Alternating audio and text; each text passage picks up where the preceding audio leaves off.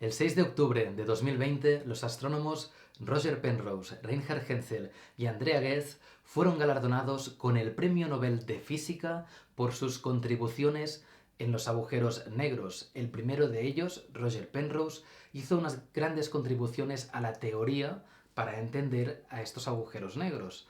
Y los otros dos, Reinhard Genzel y Andrea Ghez, fueron capaces de detectar el agujero negro supermasivo que tenemos en el centro de la galaxia.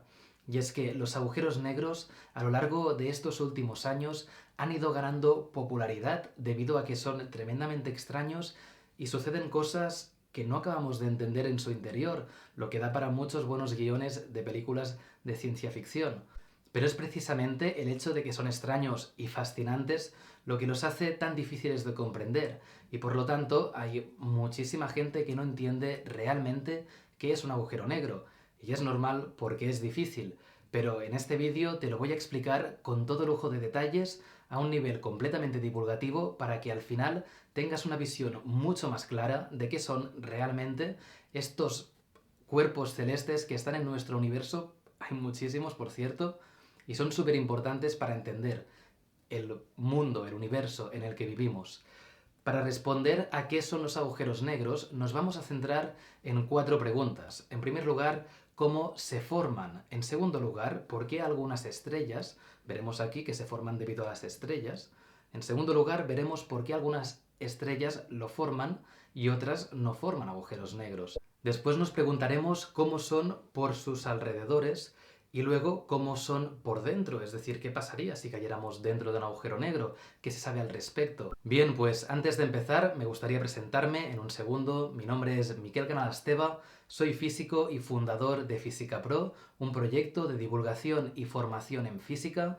Y ahora sí, sin más preámbulo, empecemos. La primera pregunta de todas es: ¿cómo se forman los agujeros negros? Bien, pues para ello hay que entender un poquito de física estelar. Una estrella, en su etapa inicial, como nuestro Sol ahora mismo, está en equilibrio entre la gravedad, que tiende a contraer todo el material en el centro de la estrella, y la radiación que emerge desde el núcleo, desde el centro de la estrella, donde hay una temperatura extremadamente elevada y el hidrógeno se fusiona para crear helio, dando lugar muchísima energía que en el fondo son fotones que son emitidos hacia afuera y compensan la gravedad, y por lo tanto hay un equilibrio entre gravedad y presión de radiación.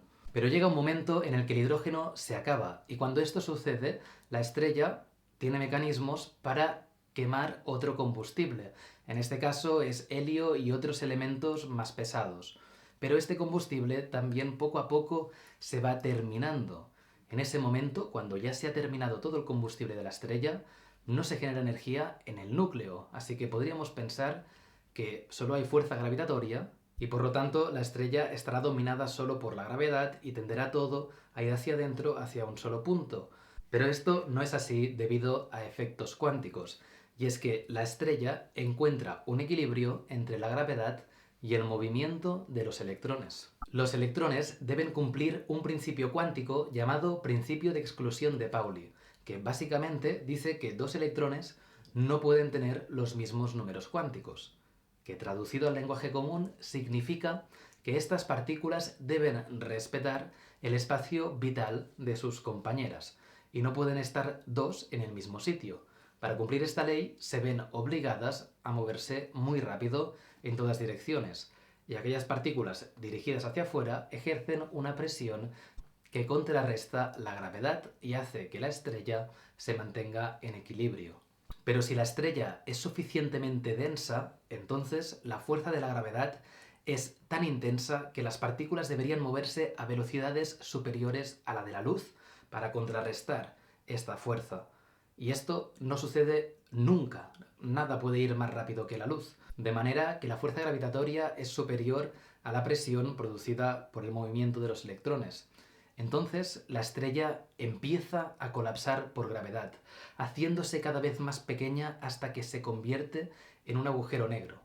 El momento en el que se forma el agujero negro es aquel momento en el que los rayos de luz que se emiten desde la superficie de la estrella ya no van hacia el universo, sino que van hacia el interior de la estrella. Como todos los rayos van hacia adentro, vemos una región completamente oscura porque no hay ninguna luz que emerja de allí. Es más, cualquier rayo de luz que venga desde fuera y pase por encima del agujero negro va a ir dentro del agujero negro y jamás va a salir. Y esto es debido a que la gravedad es tan intensa en el interior del agujero negro que se deforma el espacio-tiempo. ¿Qué es realmente el espacio-tiempo? Es muy difícil de responder sin entrar en las profundidades y en las matemáticas de la relatividad general. Por ahora puedes quedarte con la siguiente idea. Un campo gravitatorio muy intenso modifica la trayectoria de los rayos de luz. En el caso de un agujero negro, los rayos de luz siempre irán hacia el fondo de esta figura, en un punto que llamamos singularidad, donde se concentra toda la masa del agujero negro justo en ese punto. Si además el agujero negro absorbe masa de fuera del universo, también va a acabar en este punto. Luego, también hay que saber que la frontera entre el agujero negro y el resto del universo se llama horizonte de sucesos. Enseguida entraremos en más detalles acerca de este fascinante objeto del cosmos, pero antes respondamos a esta pregunta. ¿Por qué algunas estrellas acaban formando un agujero negro y por qué otras no lo hacen? ¿Nuestro Sol se va a convertir en agujero negro? Bien, pues como ya estaba anticipando antes, las estrellas deben tener suficiente masa en una región suficientemente pequeña, es decir, suficiente densidad como para que la fuerza gravitatoria sea mayor a la presión ejercida por la velocidad de las partículas debido al principio de exclusión de Pauli. Hemos dicho que cuando estas partículas iban a su máxima velocidad permitida y aún así no podían contrarrestar la gravedad, entonces se formaba un agujero negro. Pero cuando esta velocidad es suficiente para igualar la fuerza gravitatoria, entonces estamos en equilibrio. El momento en el que deja de estar en equilibrio es cuando la estrella, en concreto un tipo de estrella llamada enana blanca, que es el tipo de estrella al que evolucionarán la gran mayoría de estrellas de este universo, una enana blanca, debe tener al menos 1,4 masas solares, es decir, la masa del Sol multiplicada por 1,4 para poder dar lugar a un agujero negro. Hay otro tipo de estrellas que también ocurren al final de la vida de algunas estrellas que también dan lugar a agujeros negros. Este tipo de estrellas son las conocidas como estrellas de neutrones, y en estas ocurre exactamente lo mismo que he contado hasta ahora, pero el principio de exclusión de Pauli no actúa sobre los electrones, sino sobre neutrones y protones. Pero el resultado es el mismo. Si se supera una cierta masa crítica, en este caso está entre 2 y 3 veces la masa del Sol, hay un cierto rango de incertidumbre, debido a que hay cierta incertidumbre en el conocimiento de la física nuclear a altas densidades, que son las que tiene esta estrella. Y ya está. Estos son los dos únicos tipos de estrella que pueden dar lugar a un agujero negro. Y aún así, no todas ellas, no todas las que cumplan que la masa es más grande que la masa crítica que acabamos de decir, se convierten en un agujero negro, ya que algunas sufren explosiones debido a estas inestabilidades entre la gravedad, entre las presiones, y explotan, entonces encuentran otro punto de equilibrio y no tienen por qué todas acabar en agujeros negros. Aunque os advierto que muchas sí lo hacen. Se estima que solo en la Vía Láctea hay alrededor de 100 millones de agujeros negros, aunque la verdad es que solo se han detectado una veintena, y es que son muy difíciles de detectar. Bien, ahora ya hemos visto cómo se forma un agujero negro y qué tipos de estrellas dan lugar a ellos. Ahora introduzcámonos un poco más dentro de este mundo tan fascinante de los agujeros negros. Primero, desde fuera, ¿cómo son? Alrededor, ¿cómo es un agujero negro? ¿Qué forma tiene? Pues para saber la forma hay una manera muy sencilla de calcularla, y es que hay una ecuación extremadamente simple. Fíjate, es esta de aquí, la cual nos dice que el radio de un agujero negro es igual a 2 veces la constante de gravitación universal por la masa del agujero negro entre la constante de la luz al cuadrado.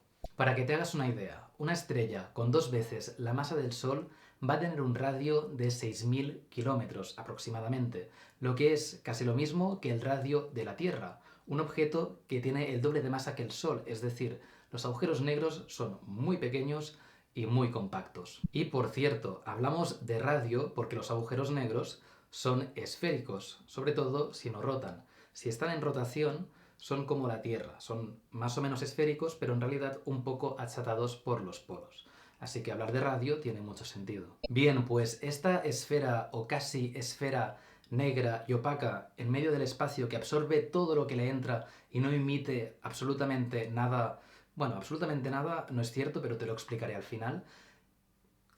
Un agujero negro viene definido y caracterizado, esto es muy importante, simplemente por tres variables, que son la masa, la carga y el momento angular. Simplemente con estas tres variables sabemos todo lo que podemos saber de un agujero negro, independientemente de lo que haya sucedido antes, si viene de una estrella, si viene de otro tipo de estrella, si ha absorbido material galáctico, interestelar o de lo que sea. Da igual, las variables fundamentales, las que podemos medir y luego calcular cualquier otra cosa, como por ejemplo el radio, la entropía, la temperatura, etc., son simplemente estas tres, la masa, la carga y el momento angular. Bien, pues en función de estas tres variables se pueden definir distintos tipos de agujeros negros. Casi que no vamos a entrar en más detalle, solo decirte que hay pocos tipos posibles, y es que los hay de los que tienen carga y de los que no, de los que tienen momento angular, es decir, los que están girando y los que no, y los que tienen menos masa y los que tienen más masa. Sobre estos sí voy a hacer un comentario porque creo que es relevante, y es que hay los agujeros negros de masa estelar. Se forman tal y como te acabo de contar. En la etapa final de una estrella, esta colapsa gravitacionalmente y se convierte en agujero negro. Pero luego hay agujeros negros en el universo que tienen millones de masas solares y son muchísimo más grandes, porque, por cierto, cuanta más masa tenga un agujero negro, más grande se hace. Es algo bastante lógico. Además coincide que estos agujeros negros están en el centro de las galaxias, y eso explica por qué son tan grandes y tan masivos. Y es que al estar en el centro de las galaxias, están absorbiendo muchísima materia de las estrellas que hay alrededor, y cada vez se van haciendo más grandes y más masivos. Es el caso, por ejemplo, del agujero negro que está en el centro de nuestra propia galaxia y cuya detección ha dado lugar a los premios Nobel que mencionaba al principio de este vídeo. Otro ejemplo es el agujero negro supermasivo de la galaxia M87, que fue fotografiado en 2017 y publicado en 2019. Ahora bien, para cualquier agujero negro, sea del tipo que sea, hay dos conceptos fundamentales y muy atentos, porque aquí es donde hay más malentendidos en el conocimiento general de mucha gente. Puede que sea tu caso, que haya algo que no tengas del todo bien entendido en el horizonte de sucesos y la singularidad. Empecemos por el horizonte de sucesos. El horizonte de sucesos es aquella franja que separa el agujero negro del resto del universo. Todo el mundo más o menos le suena, o bueno, si no, con lo que te he explicado hasta ahora, pues bien, sabes que si cruzas el horizonte de sucesos hacia adentro, no puedes volver a salir. Eso lo tenemos claro, pero ¿qué sucede si estamos unos pasos para afuera del agujero negro, del horizonte de sucesos? ¿Ahí estamos a salvo? La respuesta es rotundamente no. No estamos para nada a salvo, y es que el tirón gravitatorio sigue siendo... El tirón gravitatorio, me refiero a la fuerza gravitatoria que te va a pegar un tirón, sigue siendo extremadamente elevada. Para poder salir de allí deberías hacerlo con una velocidad cercana a la velocidad de la luz. Más cercana a la velocidad de la luz, como más cerca del horizonte estés. Es más, si te estuvieras acercando al horizonte de sucesos, lo que te sucedería si fuera un agujero negro estelar, de los de la masa más pequeña, es que te irías convirtiendo en un espagueti, literalmente. Es decir, lo que te pasaría es que sentirías una fuerza gravitatoria más grande en los pies que en la cabeza. Y eso haría que te estiraras completamente como un espagueti. Eso si entraras de pie. Si entraras de cabeza, pasaría al revés. La cuestión es que acabarías espagueti antes incluso de cruzar el horizonte de sucesos. Y por supuesto, no sería nada bueno para tus células y la continuidad de la vida tal y como la conoces. Cabe decir que esto no te sucedería si te estuvieras acercando a un agujero negro supermasivo como el del centro de la galaxia. Esto es debido a que el agujero negro supermasivo, como hemos dicho antes, cuanta más masa, más grande es el agujero negro, te encontrarías más alejado de la singularidad y por lo tanto notarías menos este efecto de que tienes más fuerza gravitatoria en los pies que en la cabeza. Lo notarías todo de forma homogénea, así que, tal y como dice Stephen Hawking de forma bromista, si vas a tirarte a un agujero negro, procura que sea uno de masa supermasiva. Aún así, no lo recomienda, ¿eh? Cabe decir que esto en algunas películas de ciencia ficción, muy buenas por cierto, lo han tenido muy en cuenta. Bien, pues esto es una de las cosas que experimentarías si estuvieras cerca de un agujero negro, pero hay otra cosa que experimentarías si estuvieras cerca, que experimentarías tú respecto a otro observador, por ejemplo, alguien que esté en la Tierra. Es decir, si tú estás cerca de un agujero negro, simplemente por estar cerca, como estás en un sitio donde la gravedad es tremendamente intensa, una gravedad muy intensa implica que el espacio-tiempo es distinto a como lo es en otro sitio donde la gravedad es mucho menos intensa, como por ejemplo en la Tierra. Esto es debido a la relatividad general y lo que te voy a enunciar a continuación es con lo que te tienes que quedar. Da igual aquí un poco el espacio-tiempo. Quédate con esto. La gravedad hace que los relojes avancen de forma más lenta. Simplemente puedes quedarte con esto para entenderlo y recordarlo. ¿Esto qué significa? Que si estás cerca del agujero negro y otra persona está en la Tierra, lo que es un minuto para ti puede ser una hora para esa persona. Si estás muy cerca, puede ser un minuto tuyo, un año suyo. Y si estás muy cerca, pueden ser incluso siglos para una persona que está en la Tierra. En el caso límite de que el astronauta estuviera sobre el horizonte de sucesos, un minuto para el astronauta sería un tiempo infinito para el observador de la Tierra. Así que nunca lo vería entrar.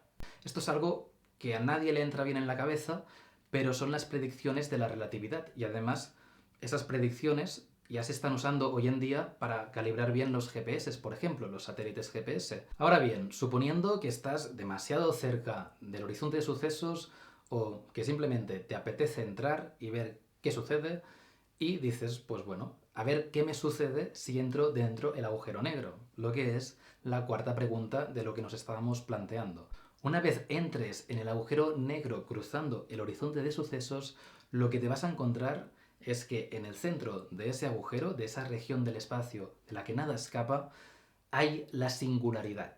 La singularidad es el centro del agujero negro, como decía antes, es donde hay más masa, hay una densidad infinita porque se considera que toda la masa está en un punto y un punto es un espacio increíblemente pequeño. De hecho, se define matemáticamente que un punto no tiene dimensiones.